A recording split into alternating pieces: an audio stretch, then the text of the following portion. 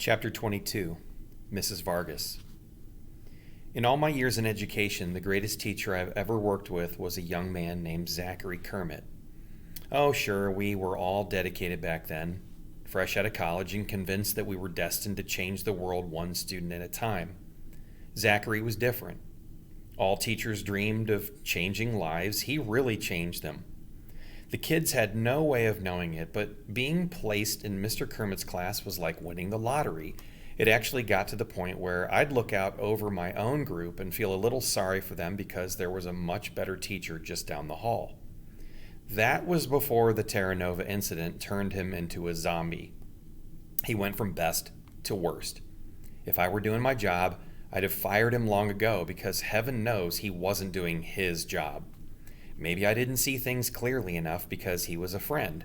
Or maybe I was waiting for the teacher he once was to reappear.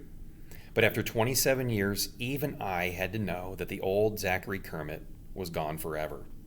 Well, guess what? He's back. And it took the worst group of kids in the whole district to make it happen. That's what brings me to the district offices this afternoon. The first semester progress reports are out, and I cannot wait to share the big news with Dr. Thaddeus. When it's my turn, I don't even say hello to my boss. I just march in and place the 7 pages on the blotter in front of him. "What are these?" he asks. "Progress reports from SCS 8, I tell him. Prepare to be amazed. He sifts through the papers, giving a cursory scan to each. "You're right," he says finally. "I am amazed that an inexperienced administrator like yourself would be fooled so easily." I'm shocked. "Fooled? Look at these results. Okay, they're just brief summaries, but last year these kids were all floundering. This is miraculous." "It would be," he concedes, "if it was real." "Why wouldn't it be real? Zachary Kermit is a fantastic teacher. Oh, sure, he was in a funk for a while." "Well, I'd hardly describe 27 years as a while," the superintendent puts in dryly. "But these kids and their needs have brought him back," I persist. "It's wonderful." "It's phony," he retorts. Zachary would never falsify student reports. To keep his job long enough to finish out the year, he would, he tells her. Your Mr. Kermit has figured out what thin ice he's on. He'd do anything to make sure he qualifies for early retirement. "Not this," I say stoutly. I admit Zachary hasn't been the greatest teacher up until now, but his integrity has never been in question. Even at his very lowest point, he never claimed to be anything that he wasn't. There's a difference in these kids now. It's not just Zachary. The phys ed coaches see it. The lunchroom monitors see it. Emma Fountain sees it. I see it. They're not angels, but they're better. They go on field trips. A local business leader has taken them under his wing." "What local business leader?" "Jake Terranova," I admit. I know it's a little odd." He laughs mirthlessly. "Spare me.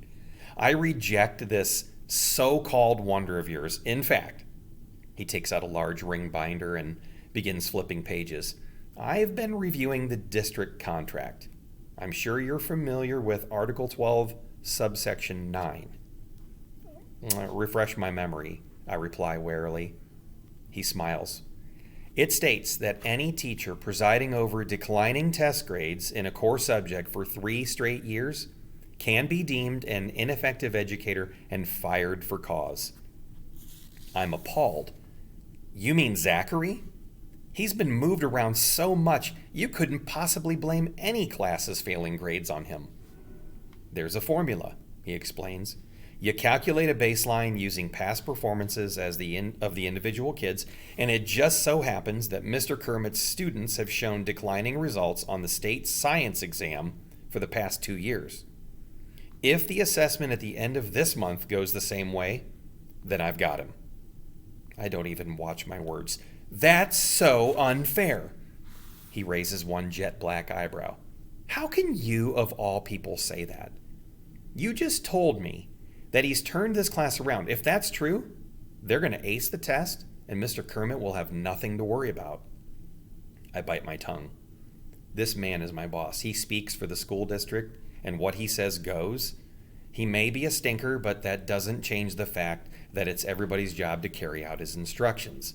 Besides, he's just being sarcastic, but in this case, he happens to be right.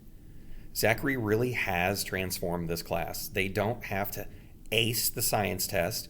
They just have to beat their scores from past years. How hard can that be?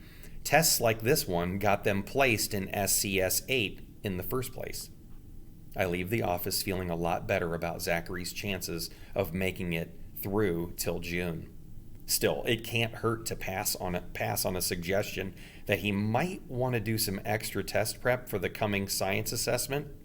Forewarned is forearmed.